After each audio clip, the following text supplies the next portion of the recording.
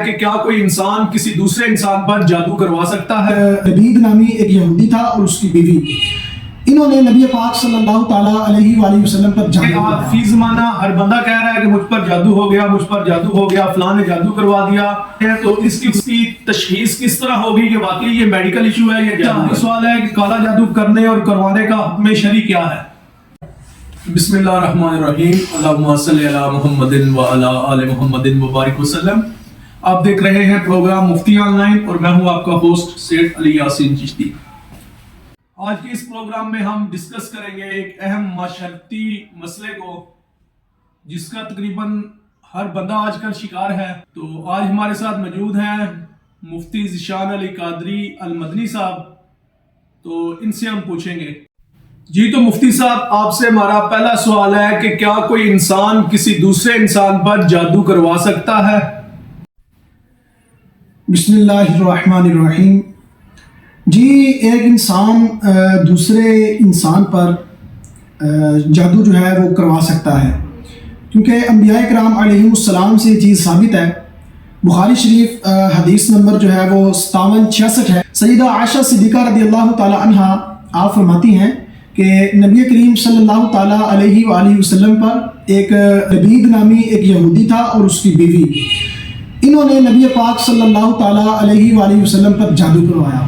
تو اس کا اثر حضور علیہ السلام پر یہ ظاہر ہوا، آپ صلی اللہ تعالیٰ علیہ وآلہ وسلم اپنے خیال کے مطابق ایک کام کر چکے ہوتے لیکن حقیقت کے اندر آپ نے وہ کام نہ کیا ہوتا۔ تو ایسی یہ نبی پاک صلی اللہ علیہ وسلم کی حدیث سے ثابت ہے کہ یہود نے نبی پاک صلی اللہ علیہ وسلم پر جادو کروایا۔ تو فی نفس ہی ایک انسان جو ہے یہ کسی دوسرے انسان پر کسی عامل کے ذریعے یا کسی بھی طریقے سے جادو جو ہے یہ کروا سکتا ہے۔ جی تو مفتی صاحب، آپ سے ہمارا دوسرا سوال یہ ہے کہ آپ فی زمانہ ہر بندہ کہہ رہا ہے کہ مجھ پر جادو ہو گیا، مجھ پر جادو ہو گیا، فلاں نے جادو کروا دیا، تو اس کی وضاحت کریں کہ کیا ایسا ممکن ہے، پاسیبل ہے، ایسا ہو سکتا ہے؟ جی بالکل ایسا ہی ہے۔ آج کل ہر دوسرا کیا بلکہ ہر پہلا بندہ یہی کہہ رہا ہے کہ میرے اوپر جناب کسی نے جادو کر دیا ہے، میرے اوپر کسی نے ٹونا کر دیا ہے، مجھے فلاں کا اثر ہو گیا۔ جیسے اگر کسی کے ساتھ میں درد ہوتا ہے تو وہ بجائے اس کے کہ وہ جا کے ڈاکٹر کو چیک اپ کروائیں، اپنی میڈیسن یوز کرے، وہ کہتا ہے جناب میرے اوپر کسی نے جادو کر دیتا ہے۔ یہ آئے روز یہ باتیں ہمیں سننے کو ملتی ہیں۔ میرا ایک دوست تھا تو اس کو ریڑھ کی ہڈی کا ایشو تھا، وہ روز صبح اٹھ کے یہی کہتا کہ جناب میرے اوپر کسی نے جادو کر دیا، میرے اوپر کسی نے ٹونا کر دیا۔ اور جب اس کا ایکس رے کروایا گیا تو اس میں یہ واضح ہوا کہ اس کی جو ریڑھ کی ہڈی ہے اس کا ایشو ہے۔ تو اس طرح پوری قوم کے اندر 95% یہ مسئلہ ہے کہ ہوتا میڈیکل ایشو ہے، وہ خود اپنے ذہن کے مطابق یہ سمجھ رہے ہوتے ہیں کہ جناب ہمارے اوپر کسی نے جادو کر دیا، ہمارے اوپر کسی نے ٹونا کر دیا۔ یہ سچ ہے کہ ایک انسان دوسرے انسان پر جادو کر سکتا ہے، لیکن اس کی جو ریشو ہے یہ بمشکل سے 1-1.5 یا بمشکل سے 2% ہے، اس سے زیادہ نہیں ہے۔ جی تو مفتی صاحب، آپ نے فرمایا کہ ہوتا میڈیکل ایشو ہے لیکن لوگ اس کو جادو میں لے جاتے ہیں، تو اس کی تشخیص کس طرح ہوگی کہ واقعی یہ میڈیکل ایشو ہے یا جادو ہے؟ جی اس کا پتہ لگانا تو بہت ہی آسان ہے کہ آیا میرے ساتھ جو مسئلہ ہو رہا ہے یہ میڈیکل ایشو ہے یا کہ جادو ہے۔ تو اس سے سب سے پہلے آپ اس کی جو میڈیکل لحاظ سے اس کی تشخیص کرنے کی کوشش کریں، مطلب چیک اپ وغیرہ کروا کر کسی طریقے سے کہ کیا یہ میرا میڈیکل ایشو ہے یا نہیں۔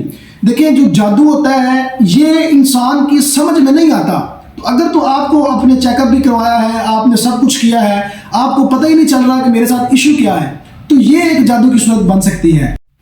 جی بالکل ایسے ہی ہے مفتی صاحب، آپ نے بہت اچھے انداز میں اور مدلل جوابات ارشاد فرمائے۔ اب ہمارا آپ سے آخری سوال ہے کہ کالا جادو کرنے اور کروانے کا حکم شرعی کیا ہے؟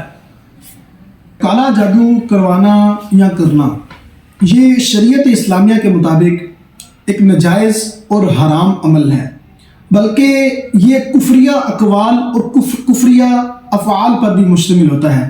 تو اس لیے کالا جادو کرنا یا کروانا یہ سخت ناجائز، حرام اور جہنم میں لے جانے والا کام ہے۔ نبی کریم صلی اللہ تعالیٰ علیہ وآلہ وسلم کی بھی احادیث مبارکہ اس ٹاپک یعنی جادو کی مذمت پر وارد ہیں۔ کنز العمال جلد 16 صفحہ نمبر 17 کی ایک روایت ہے، نبی علیہ الصلوۃ والسلام نے ارشاد فرمایا کہ بروز قیامت اللہ تبارک و تعالی زکوٰۃ نہ دینے والے، یتیم کا مال کھانے والے، اور فرمایا جادوگر اور دھوکے باز کی طرف اللہ تبارک و تعالیٰ اپنی نظر رحمت نہیں فرمائے گا۔